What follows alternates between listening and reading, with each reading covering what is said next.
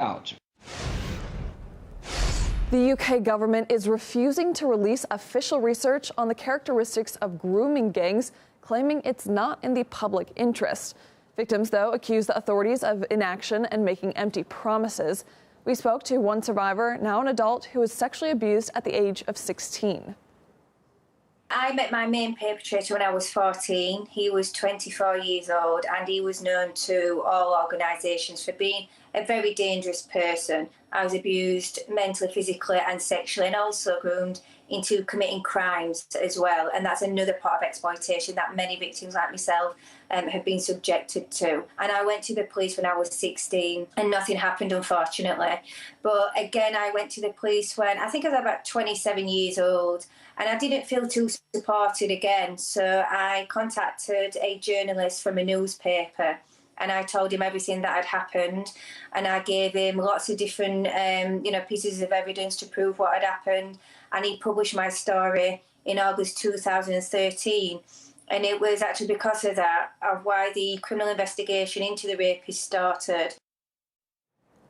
Some 19,000 suspected victims of child sexual exploitation were reportedly identified by local authorities in 2018 to 19. Now, that's a huge increase on 5 years earlier. The UK government has vowed to take action. The so-called grooming gangs investigation was announced by the former Home Secretary in 2018.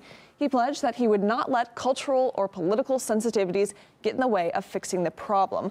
But victims say the decision not to publish the probe's findings leaves them with many unanswered questions. I think it's a disgusting decision.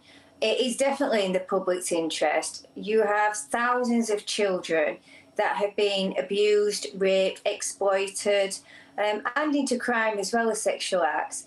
And we want to know why this has happened, why it's still happening, and why these people have been allowed to get away with it. There's clearly something in that report that the government don't want us to know about. Because if they didn't want, if there was no issue, they'd just release it. So the fact that they're making excuses, and I think it's quite a weak excuse as well to say it's not in our interest. So the fact that now our government is saying, well, actually, we're not even going to release these findings, I think is a real blow to us as victims. We've requested comment from the UK Home Office, which has yet to reply, but we did get reaction from activist Toni Bugle from Mothers Against Radical Islam in Sharia. She says the decision will undermine trust in politicians.